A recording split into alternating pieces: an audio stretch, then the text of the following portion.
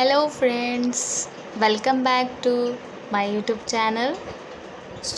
आज मैं आपको बताने वाली हूँ methods of blood collection. Two types के मेथड हैं ब्लड कलेक्शन के। फर्स्ट है हमारा वेनस ब्लड कलेक्शन और सेकंड है capillary blood collection. First of all मैं आपको क्लियर कर दूँ हमारा वेनस ब्लड कलेक्शन क्या है और कैपिलरी ब्लड कलेक्शन क्या है। वेनस ब्लड कलेक्शन हम हमेशा यहाँ से करते हैं, जो हमारा नी है ये यहाँ से हम वेन ब्लड कलेक्शन करते हैं। एंड जो कैपिलरी ब्लड कलेक्शन है वो हम फिंगर से करते हैं जब हमें कम अमाउंट की ब्लड की ज़रूरत होती है। जैसे BT-CT करते हैं, ब्लीडिंग टाइम, क्लॉटिंग टाइम करते हैं, तो हम कैपिलरी ब्लड कलेक्शन करते हैं। और जब हम वेनस ब्लड कलेक्शन करते हैं, जब ज़्यादा अमाउंट में ब्लड की ज़रूरत होती है, तो हम वेनस ब्लड कलेक्शन करते हैं फॉर डिफरेंट टेस्टिंग के लिए। आज हम पढ़ेंगे Venus blood collection.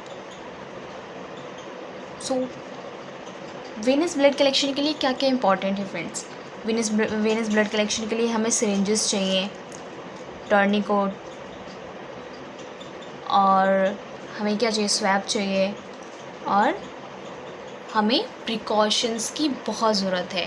Venus blood collection में प्रिकॉशंस की बहुत ज़रूरत है, इसके लिए हमें वेनस ब्लड कलेक्शन को ध्यान से पढ़ना होगा। ठीक है। Assemble all the things required for blood collection. जो चीज़ें रिक्वायर होती है ब्लड कलेक्शन के लिए, वेनस ब्लड कलेक्शन के लिए, वो चीज़ें हम कलेक्ट करेंगे। Select the blood collection containers and label them with patient number.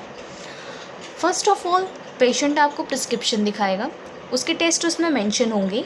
And then आप क्या करेंगे, जो प्रिस्क्रिप्शन में टेस्ट मेंशन है उसके अकॉर्डिंग आप ट्यूब्स मीन्स कंटेनर, जो ट्यूब्स कंटेनर होंगी, जो ब्लड कलेक्शन के लिए जो आप कंटेनर यूज़ करेंगे उसे क्या करेंगे, आप लेबल करेंगे।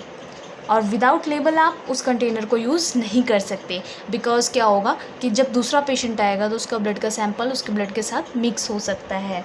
तो आप उसे क्या करेंगे, लेबल करेंगे, पेशेंट का नाम, एज और उसका जेंडर मेंशन करेंगे।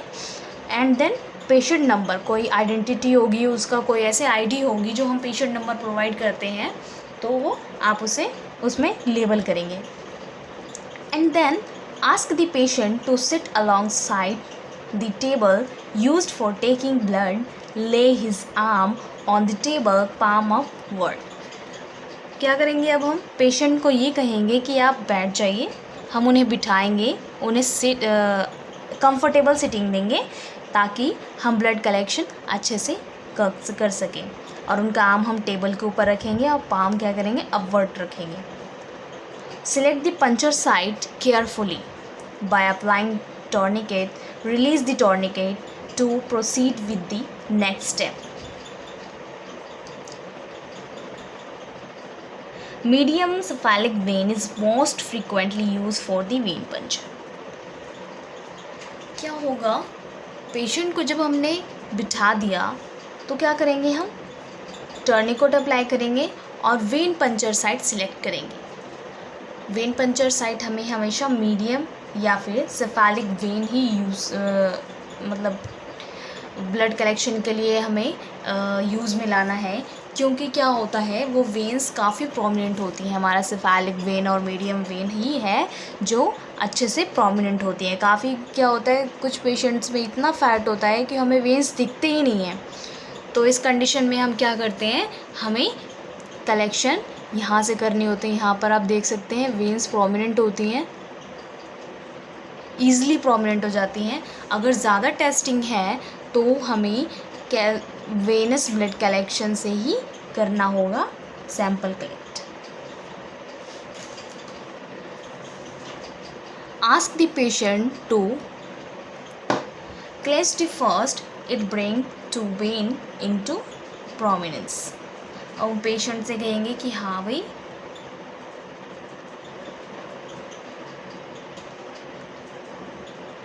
वेन हमें कलेक्शन करनी है, और हमें उन्हें क्या कहना है, जब भी हमें if necessary other when can also be selected. अगर हमें दूसरा वेन भी सिलेक्ट करना पड़े उस कंडीशन में हम कर सकते हैं, बिकॉज़ क्या होता है कभी कभी राइट हैंड में अगर वेन प्रोमिनेंट नहीं है तो हम क्या कर सकते हैं, लेफ़्ट हैंड में उसे अप्लाई कर सकते हैं। ऐसा नहीं है कि अगर आप राइट हैंड में आपने टॉर्निकेट यूज़ किया है तो आप लेफ़्ट हैंड में नहीं कर सकते। आप क्या कर सकते हैं, अगर टॉर्निकेट बांधने के बाद आपको वेन प्रोमिनेंट नहीं हो रहा है तो आप लेफ़्ट हैंड में भी यूज़ कर सकते हैं। The cephalic vein is selected because it is easy to locate, easily capable and fairly well fixed in place। अब क्या होता है, जो cephalic vein होता है वो easily prominent होता है, मैंने आपको अभी बताया। तो हम क्या होता है उससे easily blood collect कर सकते हैं। Reapply the tourniquet। टॉर्निकेट जो है हम रीअप्लाई करेंगे, मतलब अब हमें क्या हो गया, राइट हैंड में नहीं मिला वेन, तो हम क्या करेंगे, लेफ़्ट हैंड में यूज़ करेंगे। लेफ़्ट हैंड में टॉर्निकेट दोबारा अप्लाई करेंगे एंड देन सेम प्रोसीजर हमारा होगा। Using the index finger of left hand locate the venous where needle vial is be inserted. अब हमें वेन क्या हो गया, लोकेट हो गया, हमें पता है कि हाँ भाई हमने फील कर लिया कहाँ पर वेन है।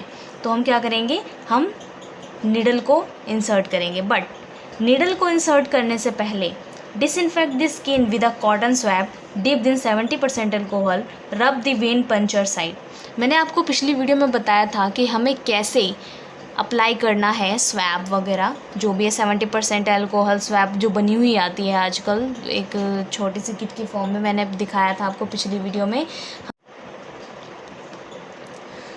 तो जब नीडल इंसर्ट करते हैं, नीडल इंसर्ट करने के बाद जब नीडल काफ़ी इनर में इंसर्ट हो गई या फिर इंसर्ट वेन के अंदर हुई नहीं, इस कंडीशन में क्या होता है, हेमाटोमा होने के चांसेस बढ़ जाते हैं। अगर पेशेंट को हेमाटोमा हुआ तो आप नीडल को उसी टाइम एग्जैक्ट टाइम पे रिमूव कर दीजिए और क्या होगा, टर्निकोट को रिमूव कीजिए एंड देन कॉटन दीजिए पेशेंट को, उसमें कॉटन अप्लाई कीजिए। कॉटन उसको टाइटली प्रेस करने के लिए बोल गया उस टाइम पर। फिर भी अगर वो 5 मिनट 10 मिनट के लिए टाइटली प्रेस रखते हैं तो हेमाटोमा रिलीज़ हो सकता है। बट अगर वो रिलीज़ ना हुआ तो पेशेंट को उस पर आइस क्यूब अप्लाई करने के लिए कहिए। अगर हमारा एंगल ठीक नहीं है तो इस कंडीशन में ही हो सकता है। अगर हमारा जो नीडल का एंगल है वो 30 to 40 डिग्री पर है तो इट मीन्स वो नीडल बिल्कुल एग्जैक्ट लगी है पेशेंट को। The needle should not pass straight through the when और एल्स इट हेमाटोमा है। क्या हो सकता है, हेमाटोमा होने के चांसेस बढ़ जाते हैं। Slightly pull back the piston and blood should appear in the syringe. अब क्या होगा, सॉरी,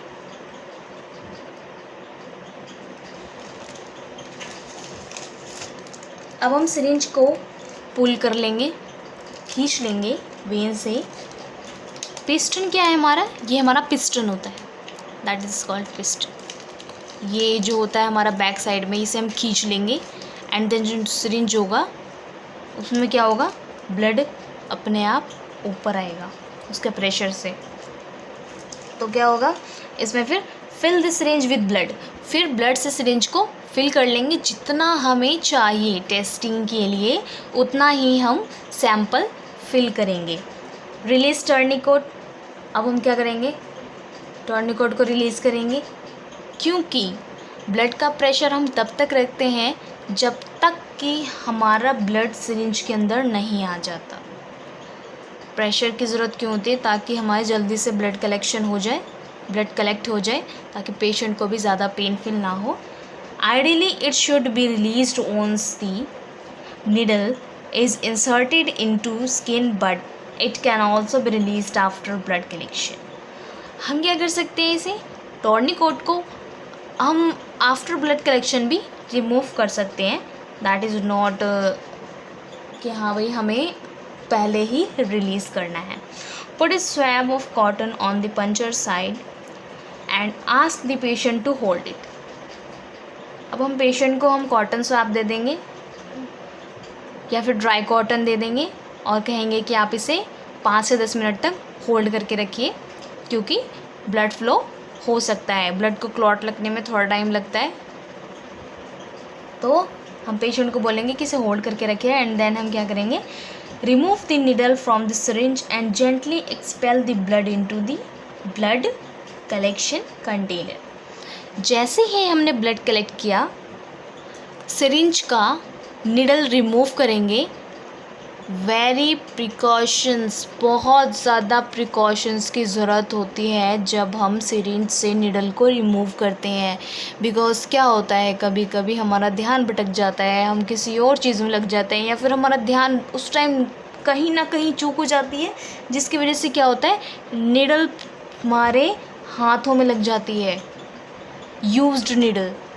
सो ये गलती ना हो, इसलिए प्रिकॉशंस की बहुत ज़रूरत है। आप अपने हाथों में ग्लव्स ज़रूर पहनें, और जब भी नीडल को उसके सिरिंज से अलग करें तो बिल्कुल प्रिकॉशंस के साथ, नहीं तो क्या होगा, इंजरी हो सकती है और फिर आपको टेस्टिंग करवानी होगी एंड